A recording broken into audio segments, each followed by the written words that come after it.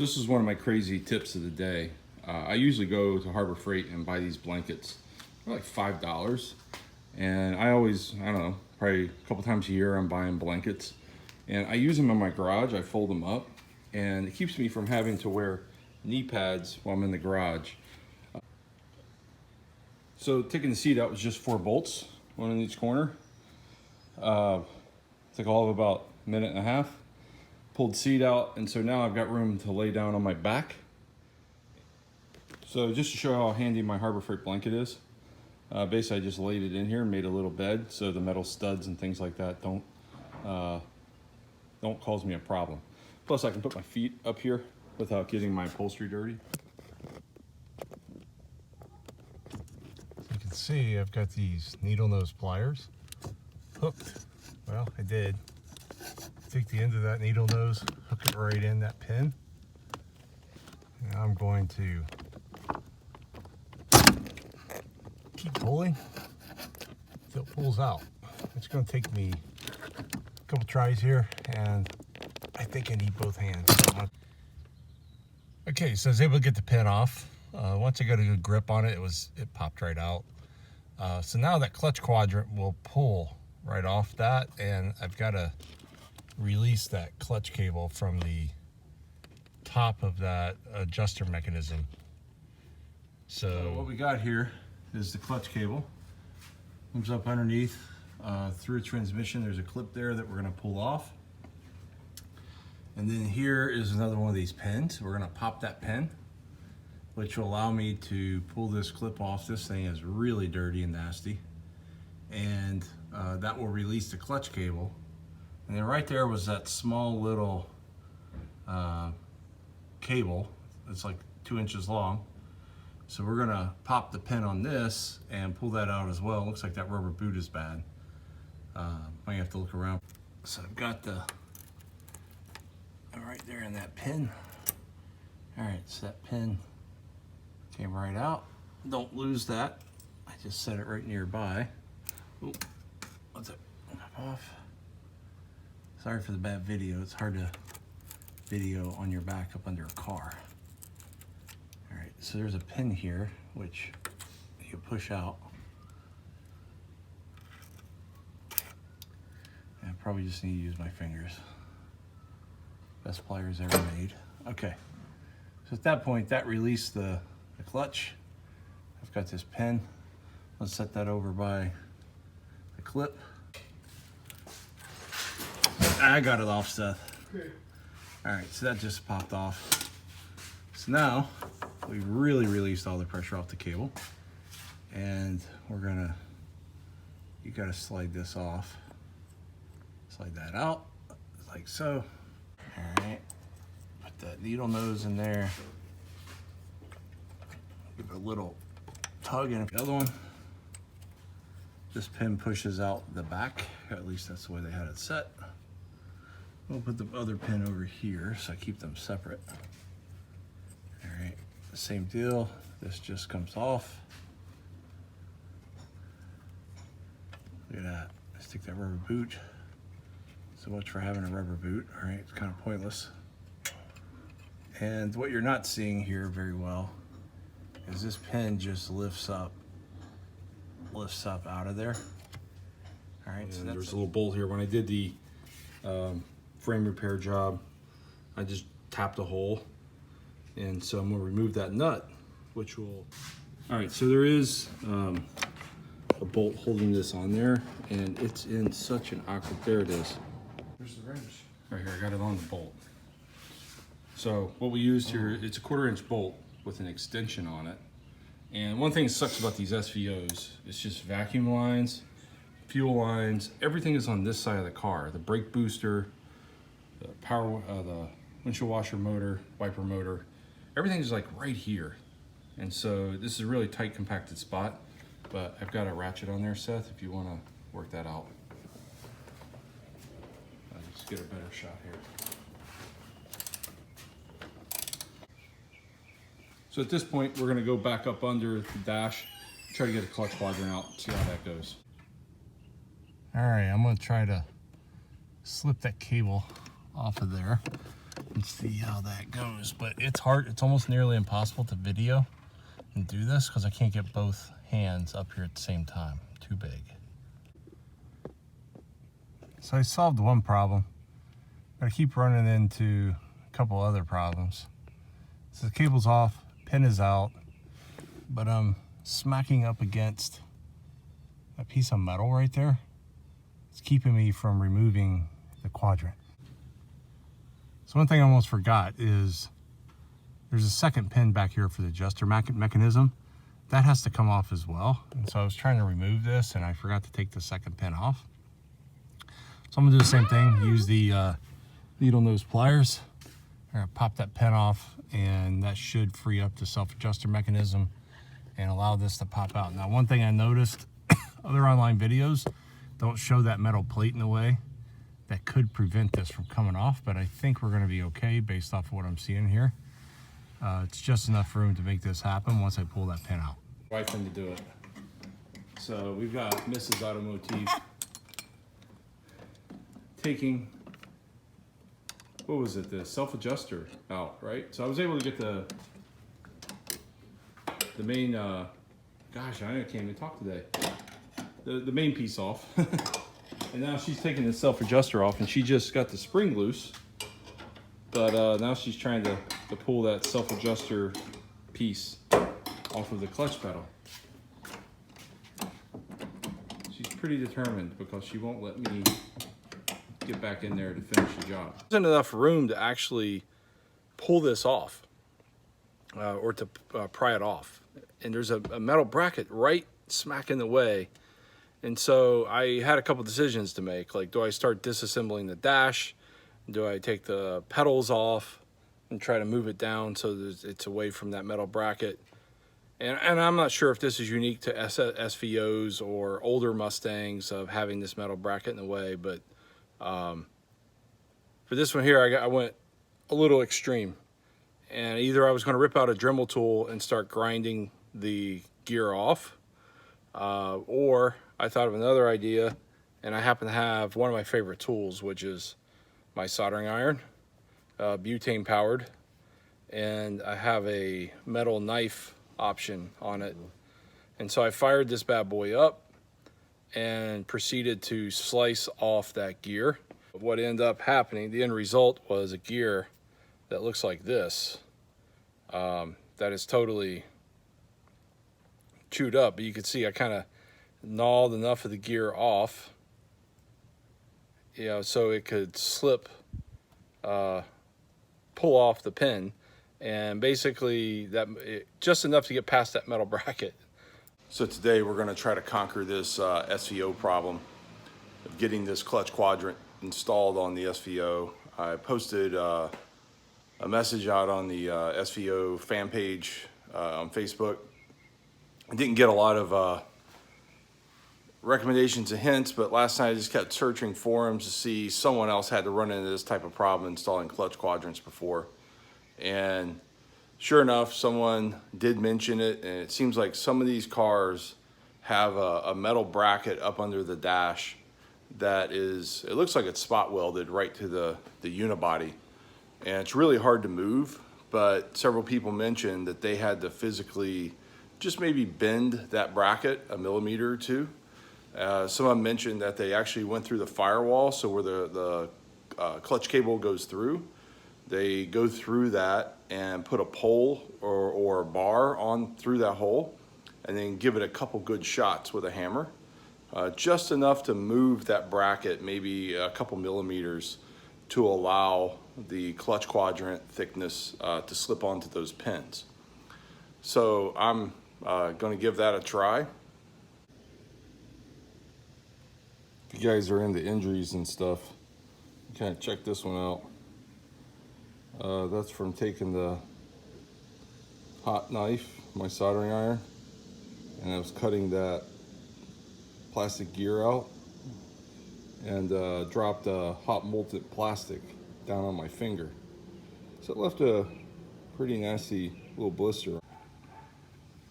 So it's really difficult to show exactly what's going on here, but basically what I've got is I always keep a really long extension in my toolbox. So I've got my extension going through the clutch cable hole in the firewall. And the end of that is, as soon as it goes through the firewall, that metal bracket that's in my way is right there. And what you're able to do is, and the pin, the back pin that clutch quadrant needs to slip on is right there, right against that metal bracket.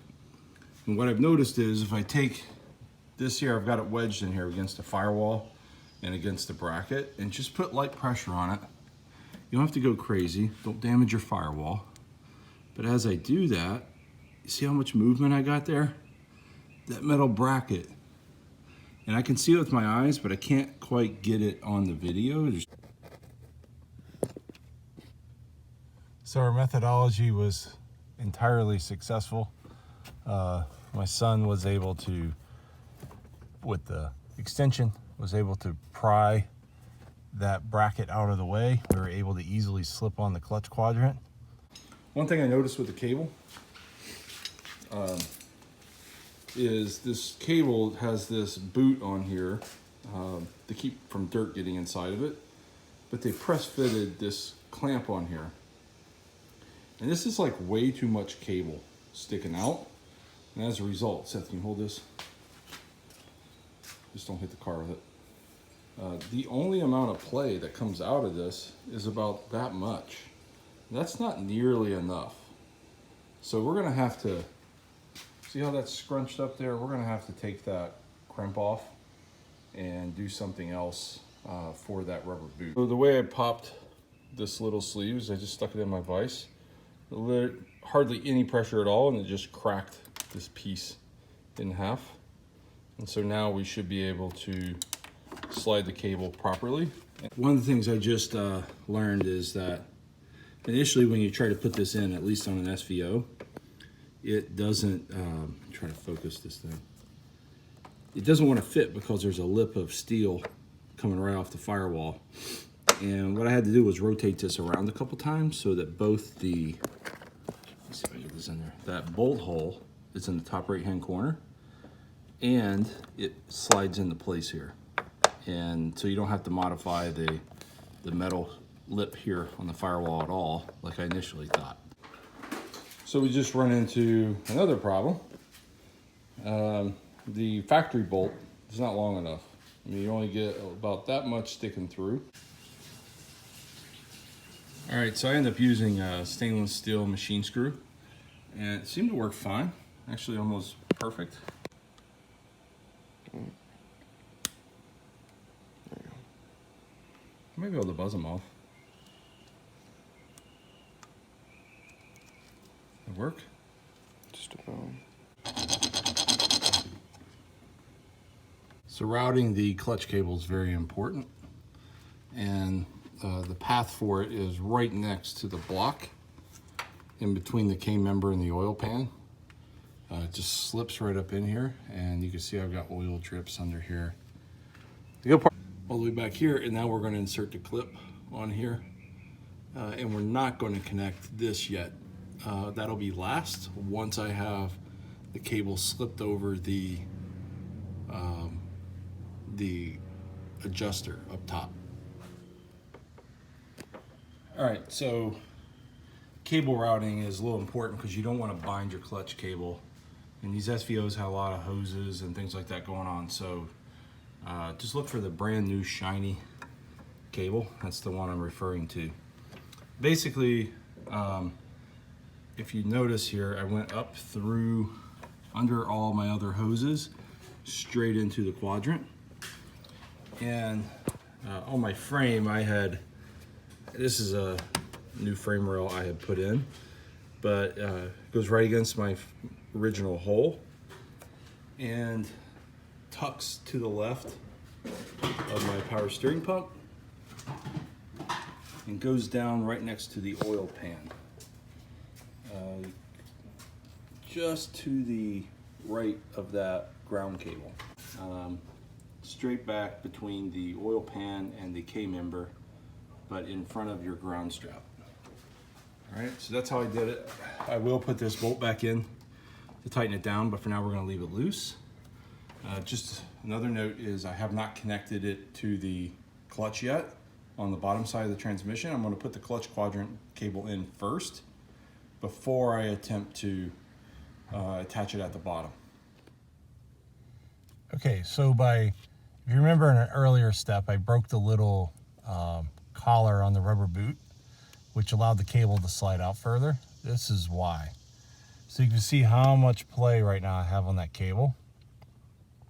I'm able to slide it in the top track, and I'm putting it on the top, or depending on which way you look at this, the very first claw, not the one that's closest to us here in the video. So hold on just a second. So that's a better shot of the cable being a little tighter. So I'm putting it on that top claw, mainly because we have the adjuster and we want to give the cable more room so that we can adjust it. We're going to see how this works first. One thing to notice is I haven't put my pins back in to the quadrant just in case I have to pull this off. I'm trying to get everything right before I lock and pin everything up. So back up under the car, I got my new, whatever this thing is called, like mini cable. And that just, terrible in the video. It pushes in up towards the top, and then slides down the seat. And now we've got one of these clips, which it will, gosh, I keep dropping the video on you. Go through that. Slides around. This is all grimy. It's not even a word. Slides up on this. Now I've got to get a pin through that. So we'll hold pins, and all these parts appear to be the same. So you go up here on this.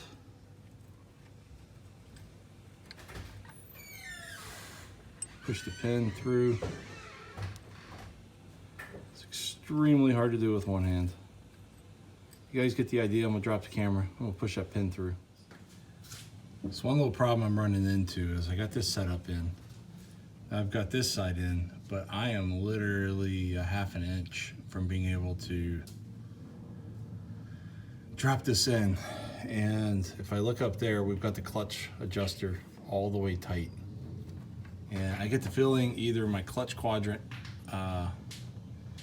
I need like another tooth on it to make this cable longer. So we've tightened the clutch quadrant, but this cable is just too short. And I can feel, like you see the spring. Yeah, try it now. I just don't want to keep that much tension. What'd you do, Seth? The bracket was hitched on something. It was like binding. All right, so we'll see. I don't think that really... It was like literally stuck. I mean, it got me closer. I mean, you have a lot more play now. Yeah, it got me a little... So I took out the rubber boot so we could see better. One thing I will caution you as you're doing this, I had almost disaster where I was trying to work this in and I dropped it and it fell in here. Luckily I have a magnet and I just stuck a magnet down in there. I was able to fish it out. Just something to be careful of, but you put that in there like this and you'll notice that there's an end with this thicker side on it and then there's an end without that. The thicker side goes here, and that allows it to seat properly and gives you the proper distance needed for these clips. All right, so I got this in place. I just need to slip the pins to hold everything in.